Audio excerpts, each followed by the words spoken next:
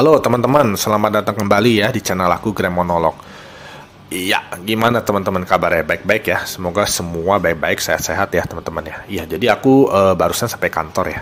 Sampai kantor masih pagi ya, pada belum datang juga. Aku sambil santai-santai sambil menunggu aktivitas kantor juga ya. Aku coba bikin satu video monolog gitu ya untuk teman-teman ya. Iya, jadi seperti biasa ya teman-teman ya, video aku ini tidak ada cut ya, jadi live ya, direkam live, nanti tinggal langsung aku proses gitu untuk diupload gitu ya dengan background seadanya dan ada background sedikit lah gitu ya, supaya tidak terlalu kaku gitu ya teman-teman ya. Yang penting suara aku semoga bisa jelas didengar ya. Jadi mohon maaf ya kalau ada mikir atau kata-kata, maksudnya ada intonasi kata yang agak mikir dulu sebelum ngomong gitu ya, karena ini live ya, tidak ada cut atau potong gitu ya. Juga kalau ada suara apa-apa, suara apa gitu, aku minta maaf juga ya teman-teman ya. Iya, jadinya untuk kali ini aku mau bahas tentang ini teman-teman. Jadi tentang kapan titik balik hidup aku gitu loh, menjadi seorang yang lebih pede dan lebih percaya diri ya, pede, percaya diri dan kayak semangat untuk hidup gitu teman-teman.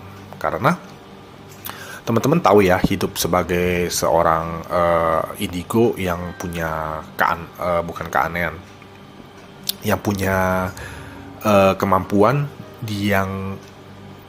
yang orang lain mayoritas tidak punya tuh aneh gitu ya. Merasa seperti aduh kenapa kayak gini gitu, kira-kira kayak gitulah. Jadi teman-teman mungkin yang orang normal ya, orang biasa gitu, nggak merasakan gitu ya, seperti apa yang aku rasakan gitu ya. Jadi punya kemampuan indigo seperti ini sebenarnya jujur aja, kalau boleh minta gitu sebenarnya nggak mau gitu loh, karena ini agak berat juga gitu ya untuk dijalanin, meskipun kita bisa gunakan untuk kebaikan ya. Aku percaya ini kemampuan indigo ini bisa dipakai untuk kebaikan, untuk sesama ya, tapi juga bisa digunakan untuk kejahatan gitu ya teman-teman ya. Ya sama-sama tahu lah, adalah kayak misalnya kalau teman-teman tahu kayak misalnya dukun atau apa, mereka juga kebanyakan ya, ada juga yang enggak, tapi kebanyakan juga mereka orang indigo ya. Jadi memang dekat ya dengan dunia-dunia indigo gitu ya. Nah, mereka juga bisa pakai untuk yang nggak baik juga ya, kalau ada yang memang nggak baik gitu ya. Iya, jadi kita hidup berbuat yang baik-baik saja lah untuk sesama gitu ya teman-teman ya.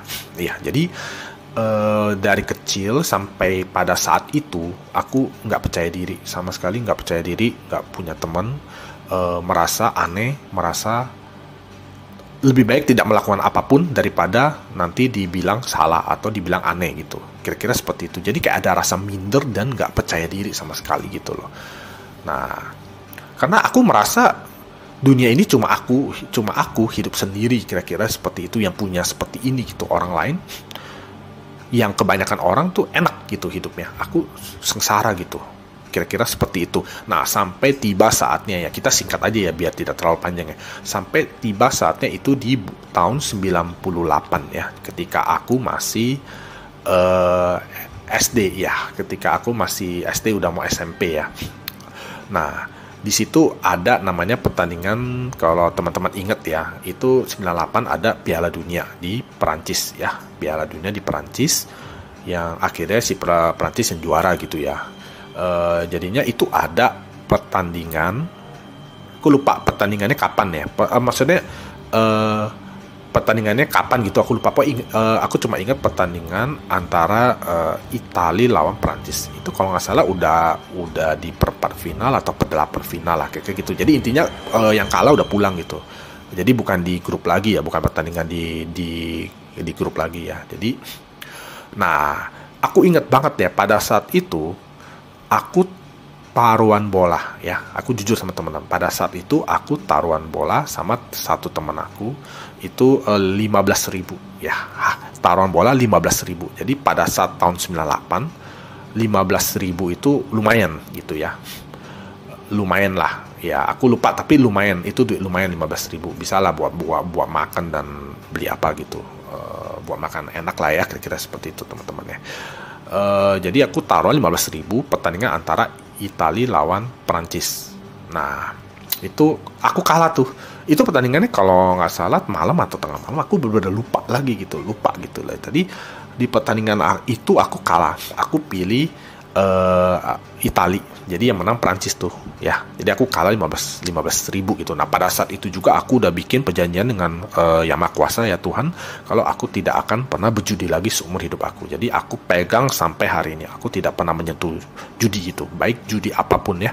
Jadi judi bola, judi slot segala macam gitu, aku tidak pernah lagi, karena aku sudah punya komitmen dengan Tuhan aku gitu ya, kalau aku tidak akan melakukan hal perjudian itu dalam bentuk apapun ya, atau intinya yang berbau judi lah dalam bentuk apapun sampai aku meninggal gitu ya teman-teman. Jadi ini aku pegang terus sampai hari ini gitu.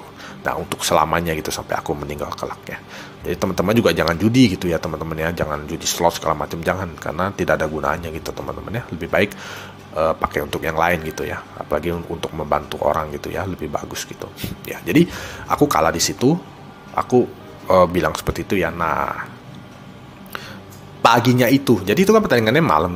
Nah paginya itu ada bukan pertandingan, kita orang main basket di komplek aku. Jadi di komplek aku itu ada lapangan basket gitu ya, lapangan basket. Jadi aku ada kenal 1-2 orang begitu, 1-2 orang teman komplek ya, teman rumah-rumah sebelah gitu, tetangga gitu.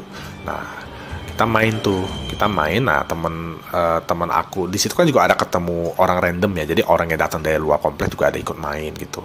Nah di situ ada teman aku bawa temennya yang dari luar komplek, jadi bukan orang komplek aku gitu ya. Nah dia main tuh, kita main gantian ya, kayak gitu-gitulah ya. Lapangannya kan kayak ramai gitu ya, jadi kita cuma pakai setengah lapangan, terus mainnya 3-3 atau 4-4 gitu. Intinya terbatas lah, tapi kita orang ada olahraga dan cukup senang juga, kira-kira seperti itu. Jadinya ada momen aku lagi istirahat. Nah ini temennya yang tadi aku bilang, temennya yang bawa temen itu yang aku nggak kenal, nah itu dia juga istirahat, capek juga gitu, kira-kira seperti itulah. Cuma kan kita kalau lagi istirahat main gitu keringetan kan nggak nempel-nempel ya, maksudnya ada jarak lah, nggak deket-deket gitu, karena kan posisi keringetan dan juga gerah juga gitu ya, pengen lebih ada space, ruang gitu untuk kita supaya lebih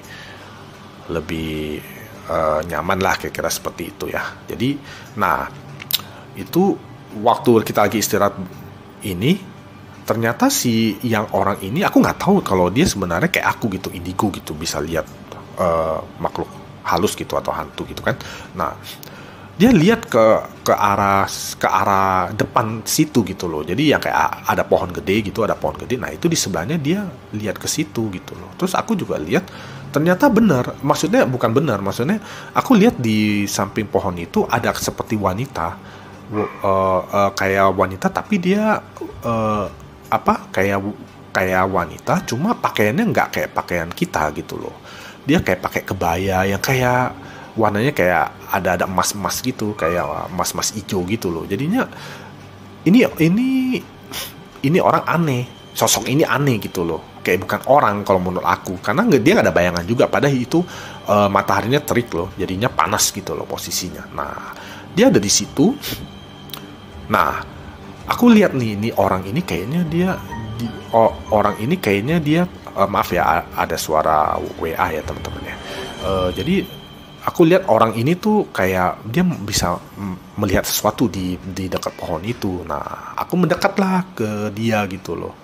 Aku mendekat ke dia dan bilang, aku lupa aku cara bilangnya gimana gitu ya, udah agak blank gitu, tapi intinya itu orang ini bilang kalau di situ ada sesuatu gitu loh. Nah aku langsung nyambung gitu, aku langsung waduh gitu. Abis itu singkat cerita kita cocokin gitu loh, kayak bling gitu kan. Terus pakaiannya gimana, kayak gitu-gitu.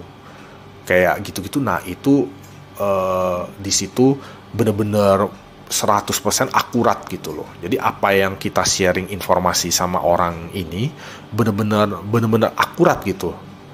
Bener-bener tepat gitu loh teman-teman. Jadi aku visualkan apa, dia visualkan apa, kita klop. Jadi kita berdua melihat sosok yang sama karena kita berdua meng-cross checkkan masing-masing itu benar. Nah, disitulah pada saat itu aku baru tahu gitu loh.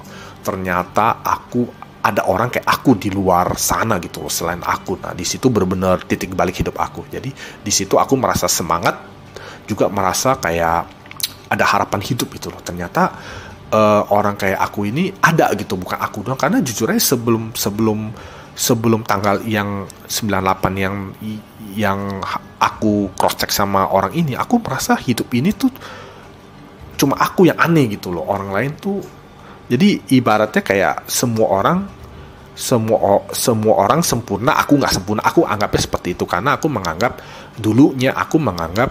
jadi orang indigo ini adalah orang yang nggak sempurna. Jadi aku tidak sempurna, yang lain sempurna, kira-kira seperti itu gitu. Jadinya pada saat itu aku langsung semangat gitu, langsung wah ternyata ada gitu loh orang kayak aku juga gitu di luar sana gitu. Nah, dari situ aku kenal banyak orang gitu ya, banyak lebih terbuka lah, lebih ada sosialisasi dan juga lebih bisa tahu